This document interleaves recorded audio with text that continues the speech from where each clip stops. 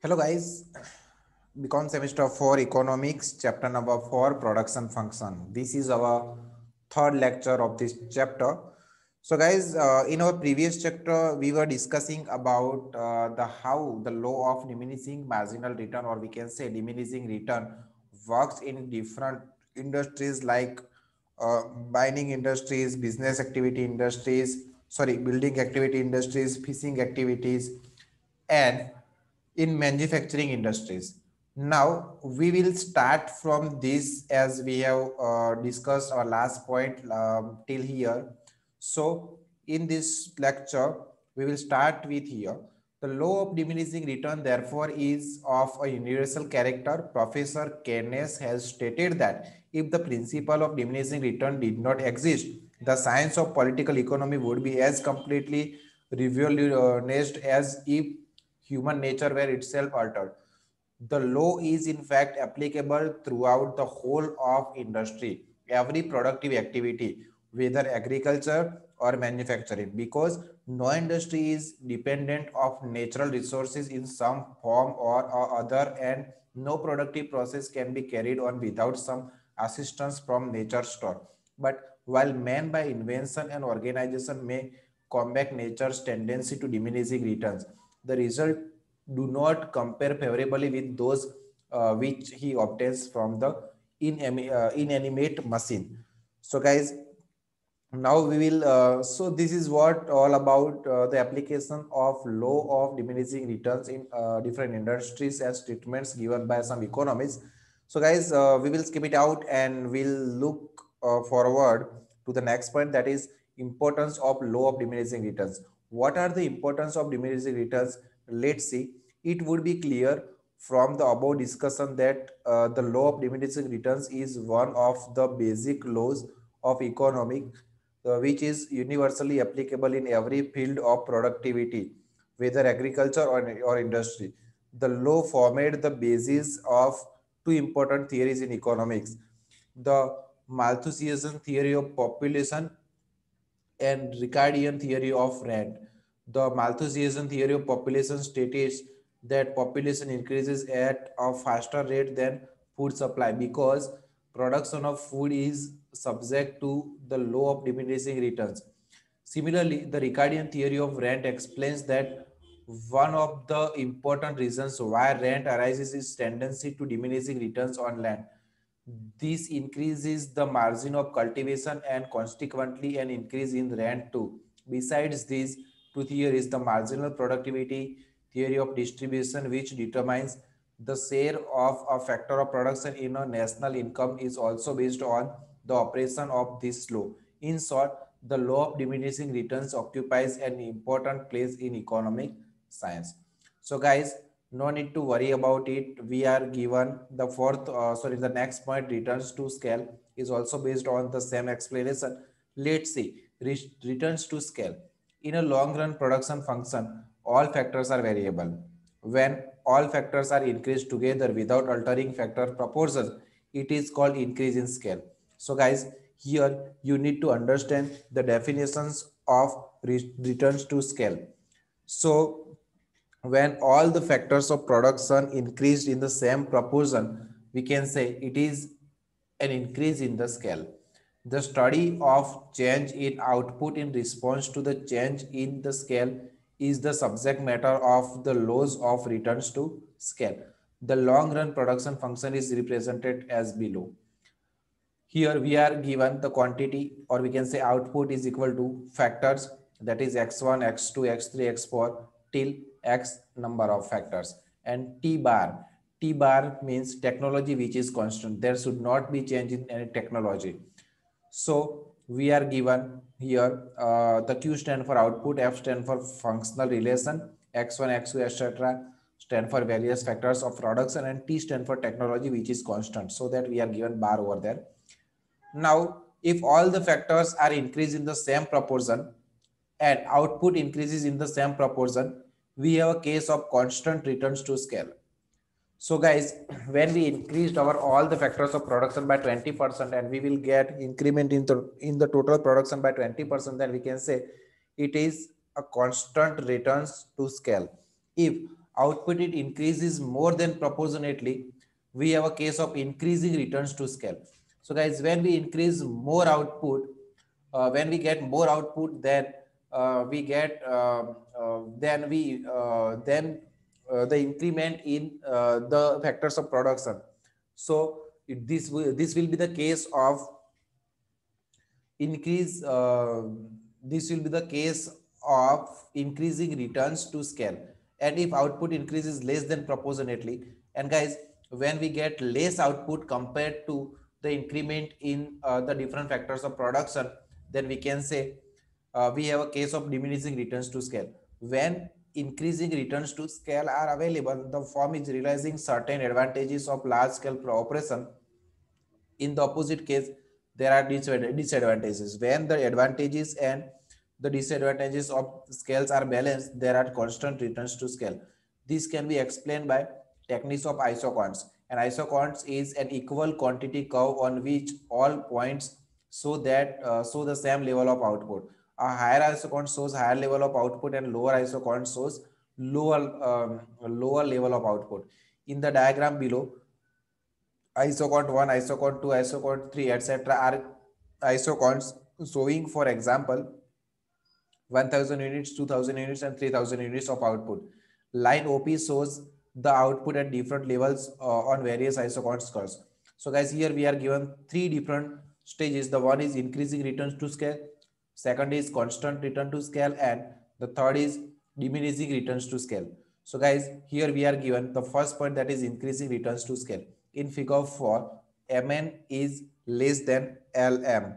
So what is that? Let's see. Which means that with less increase in factors, same quantity of output can be achieved. In other words, if factors of production are doubled, the output will be more than doubled. The returns to scale increase, the firms enjoys increasing returns to scale. So guys, when we increase our factors of production by 20%, and when we get the output more than 20%, then we can say it is increasing returns to scale. So let's see this concept in this diagram. Here we are given units of labor on x-axis and units of land on y-axis, and here we can see that this is what the IQ1, IQ2, and IQ3. So as we increase the labors of units of labor and land of unit, we will get increased production. So this is how the graph shows us the same meaning. Now we will see diminishing returns to scale. Means when we increase our factors of production by 20%, but we will get less, or we can say only 10 or 15% increment in the production, then we can say it is a case of diminishing returns to scale. In figure 5, OP is a scale line. So we are given here OP is a scale line. Where a line draw like this, you need to understand that both on the x-axis and y-axis both are increased equally. So only then we can draw line like that. So guys, here we need to understand that in this case Mn is greater than Lm, which shows that the factors are raising faster but increase in the output is the same. In other words, the doubling factors will result in less than double the amount of output. So guys, you can see that here the increase in the units of labor and land is sorry the units of labor and lands are being increased, but the output that we need to get is quite less, or we can say quite less than the increment in the labors and your land. So this is what in the diminishing return to scale, that when we double the factor will result in less than double the amount of output. So this is what we can also see the same thing in this diagram. And the third thing is constant returns to scale. If output varies in the same proportion as scale, there are constant returns to scale. Here we are given the diagram also. In this diagram, we are given Ln is equal to Lm. So Lm is equal to Lm. Sorry, Mn is equal to Lm. So these and these are equal. In figure 6 diagram, Mn is equal to Lm, indicating that increase in inputs is the same as average stage, and the consequent increase in output is in the same proportion. Thus, if the factors are double, output also is double. This is known as the operation of the law of constant returns. It may be noted that increased returns to scale are due to internal economies occurring to the firm on account of increase in the scale of operation of the firm. Diminishing returns are due to internal diseconomics, which is nothing but increasing inefficiency in operation beyond the optimized size of the firm. So guys, here you can clearly understand that in the constant uh, returns to scale, you can understand that as you increase your labor and land, you will also get equal increment in the total output. So there are three different scales to return. In the first one, increasing returns to scales. In the second, diminishing return to scales, and the third, constant returns to scale. Now we will move further to the next point, that is causes of increasing returns. What are the causes of increasing returns? There are two very important reasons for the operation of increasing returns. The one is invisibility of factors and the second is specialization. So let's see it one by one.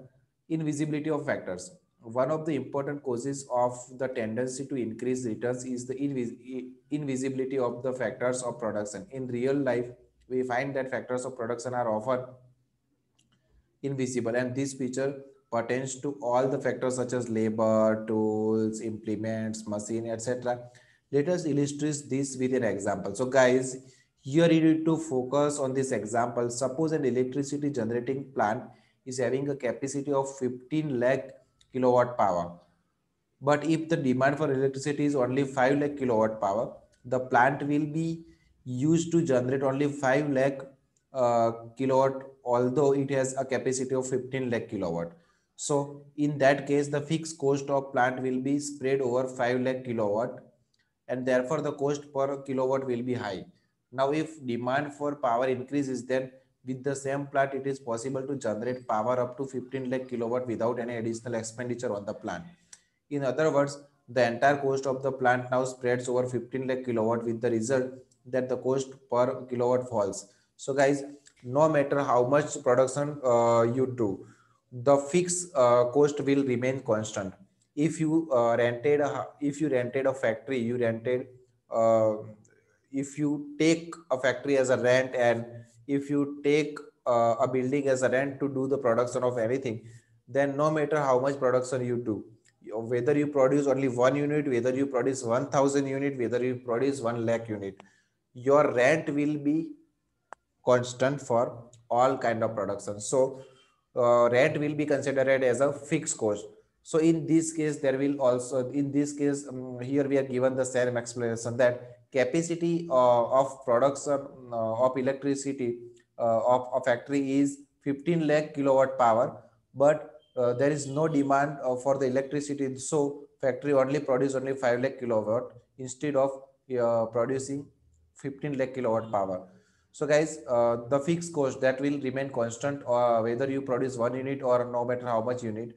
So in the 5 lakh kilowatt power, there will be fixed cost, and for so that there will be more cost for per kilowatt power in this case. But when the factory increase the production from 5 to 15 lakh kilowatt power, we will get less per kilowatt power cost for per kilowatt power. So this is a case of invisibility of factors. And now we will see specialization. Another important cause for increasing returns is the high degree of specialization. In a small business, the workers have to perform a wide variety of jobs, and so it is natural that their efficiency cannot be high. On the other hand, when the size of business unit expand, each workers can be put in a relatively specialized job, with the result that output per workers increases. Similarly, specialization in a managerial activity also tends to lower down the cost. All this results in increasing returns. So guys, here in this case, specialization matters. So if I am specialized in marketing work, then and if my company offers me to do the same work, then I will do more efficiently than do other work. So when all the workers are given their specialized jobs, then they will do more effectively, and company, or we can say industry, will get increase in the returns. So this is how the specialization works. Now we will see the next one, that is causes of constant returns.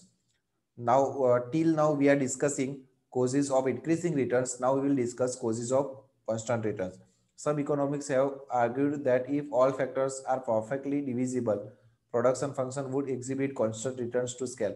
In this case, factors can be divided and subdivided by appropriate amounts, and any output can be produced with optimum factors, proportions, and consequently, economies and these economies of scale will be non-existence. And now we will see causes of decreasing returns. Some economics are of the view that entrepreneur is a fixed factor of production. That is, while all other factors can be increased, he cannot be. Hence, decreasing return to scale is actually a special case of the law of variable proportion. Other economists argued that diminishing returns to scale eventually occurs because of increasing difficulties of management, coordination, and control.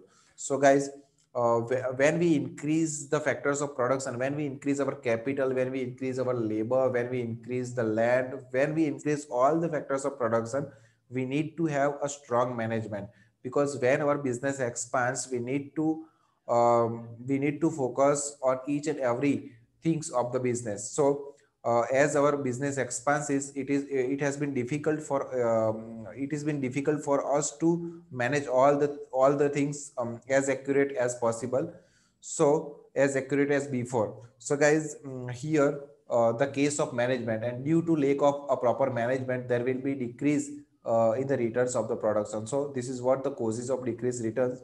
Now guys, we will discuss internal and external economies.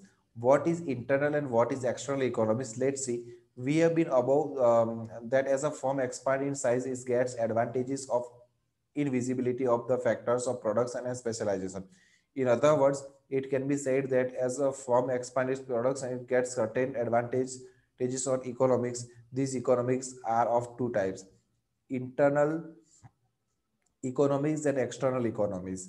So internal economies meaning, internal economies are those economies which arises within the firm itself as a result of expansion of its size and are not shared by other firms operating that industry. These economies are independent of the general growth of the industries and are the result of the efficiency of management in any particular firm. Internal economies arise not out of the expansions of the industry as a whole, but due to the expansion of the size of a particular firm. In short, internal economies are those benefits which a particular firm is able to derive as it expand its output or increase in the scales of production. So guys, you need to understand it very clearly that internal economies means when a firm expand its business, when a firm increases its factors of production, means when a firm increases its labor, capital, all the factors of the production, and the benefit he will get from the expansion of business are considered as a internal economies. Now we will see external economies. External economies are those economies which become available to all the firms in industry because of the growth of the industry as a whole. As the industry grows, a number of economies become available to all the firms. These are called external economies. These economies arise mainly as a result of localization of industries and are spread by all the firms operating in an industry. Having defined internal and external economies, let us now discuss them in details. So guys, what is external economies? So guys, by expanding the factors of the production, by increasing the factors of the production, whatever the benefits or we can say whatever the advantages the whole industries gets will known as external economies. So by done expansions or by doing expansions, the advantages got by the industry, or we can say all the firms which run a same kind of business known as external economies. Now guys, we need to discuss these economies in a detail. So here we are given types of internal economies. What kind of internal economies does a business get by expansion? Let's see. Internal economies, as we have said, are economies which arises within a firm as a result of its own expansion independent of the size and expansion of the industry. Thus, when a particular firm increases its scale of production, it gets certain economies which are called internal economies. These economies are of the following types. The one is technical economies, managerial economics, marketing economies, financial economies, and risk bearing economies. So guys, these are the benefits, or we can say advantages, that a firm get from the expansion. Let's see. What is technical economies? The technical economics are of many kinds. For example, a larger firm can afford to buy a best and up-to-date machinery and make use of large machines worked by steam or electricity. So guys, here we can see that when a business is large, when its production is large, when its revenue is high, then that firm can easily buy up to date and the best machinery from the market. So this is what the technical economics of the expansion. Now we will see the next, that is managerial economies. Managerial economies arise from efficient and specialized management which only a large firm can afford to employ. In a small firm, for example, the manager has to look after all the aspect of the business like checking of accounts, purchase of raw material, sale of finished good, supervising production, handling of labor problem. So in a small firm, a manager has to do all kind of work, and with the result that he will neither have the energy nor the time left to think on policy matters. Besides, it is hardly possible for an individual to expert in everything and undertake all type of work. On other hand, in a large establishment, in a large company, the entrepreneur concentrates only on the basic problems of pertaining to policy making, leaving details to highly qualified and specialized personnel. So guys, in a large industry, a large firm can employ experts for the various departments like production manager, sales manager, account, personal manager, labor officer, and so on. So in this way, due to functional specialization, managerial economies are secured when production is on the large scale. Such advantages are not available to small firm because of its limited finances. And guys, here the in the internal economies we are given the third advantage, that is marketing economies. A large firm can also secure marketing economies. In the first place, it can maintain a specialized marketing department, which is not possible for a small firm. So, guys, here we can understand that when a firm is large, when a firm is big, then it can we can say it can maintain its different or specialized marketing department, and a small firm cannot maintain its different marketing department. So this is what the different or we can say specialized marketing department works for a large firm, which is not possible for a small firm. Besides, a large firm is able to buy all its raw materials, stores, and other purchases as a uh, concessional prices, concessional prices, because it's buy them in a large quantities and regularly. Besides, it can also secure special confessional rates from a transfer companies, or it can afford to have its own transport system as well. Moreover, a large firm can sell its finished product in a regular and smooth fashion and can have its own sales agency.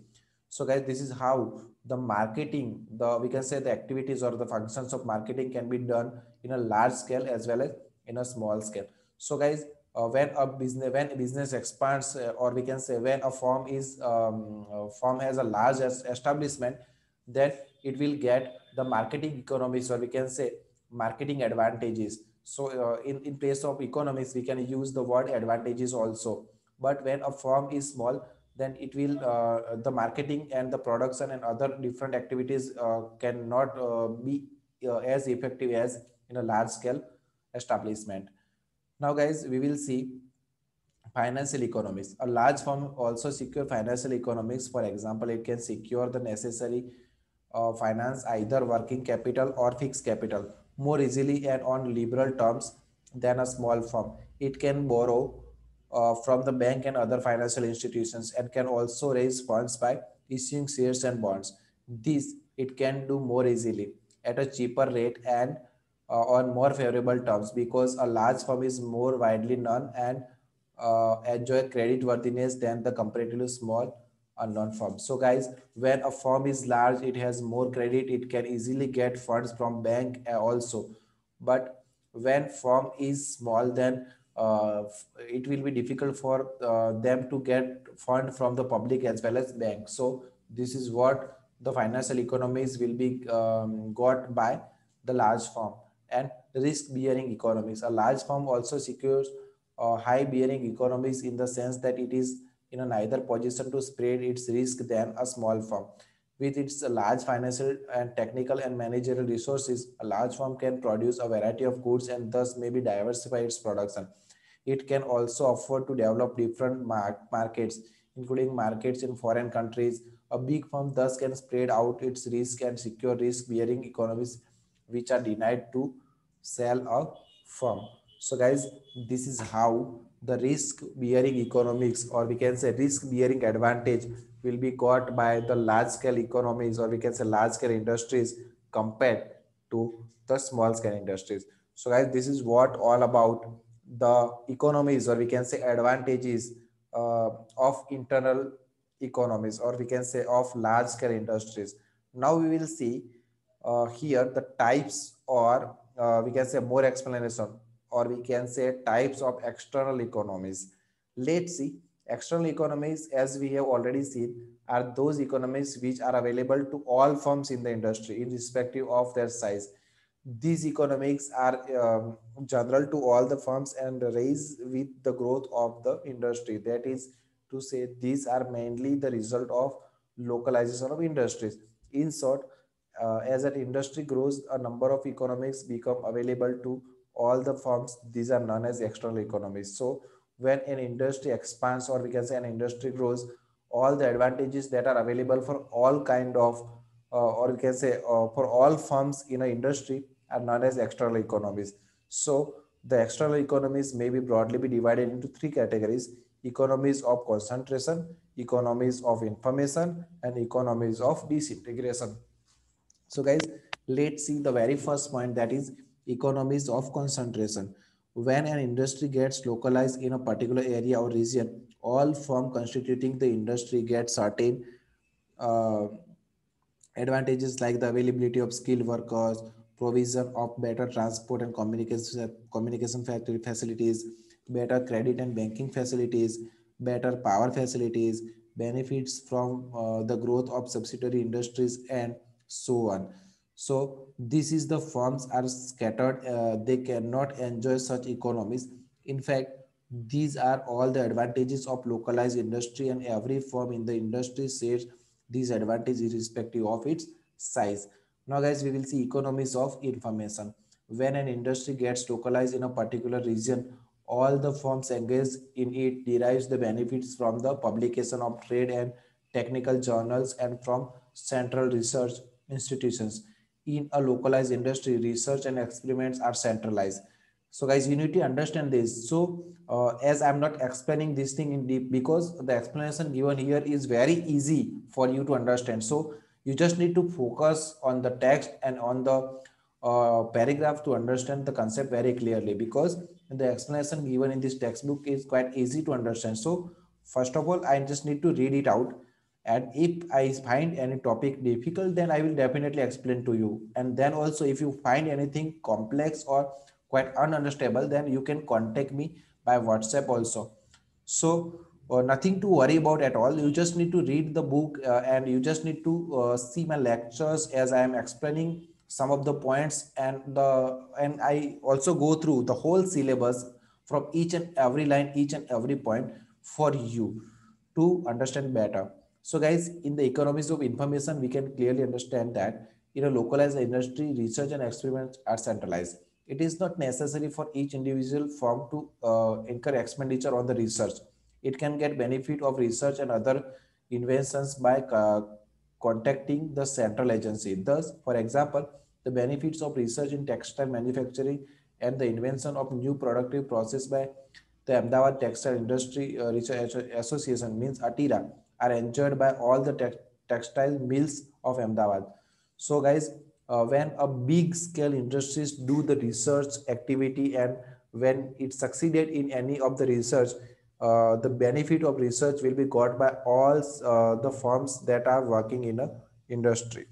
So this is what the economies of information. And now we will see economies of disintegration. When an industry gets localized in a particular region, it becomes possible to split the various process of production which may be taken over by specialized firms having special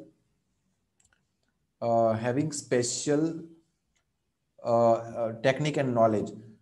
Each process comes to be performed by a specialist firm. For example, the supply of machinery and raw materials, the utilization of byproducts, the organization of transport and marketing may be undertaken by such specialist firm. Thus, cotton textile mills, for instance, no longer make their own machinery but buy it from the engineering firms. Motor car manufacturers purchase radiators, electric equipment, and other parts from specialized who can produce them very cheaply by supplying to several firms at a time. This process of disintegration is mutually advantageous to all the firms in industry and to industries as a whole. So, guys, these are what the economies, external economies of a large firm. So we just need to understand them very clearly, and we just need to go through each and every line, each and every point to we can say confirm that all the things are going smoothly and nothing will be left by me. So guys, this is what all about the internal and external economies. Now we will see the next point, that will be relations between internal and external economies. What are the different relations between internal and external economies? But you need to understand that what is internal economies and what is external economies.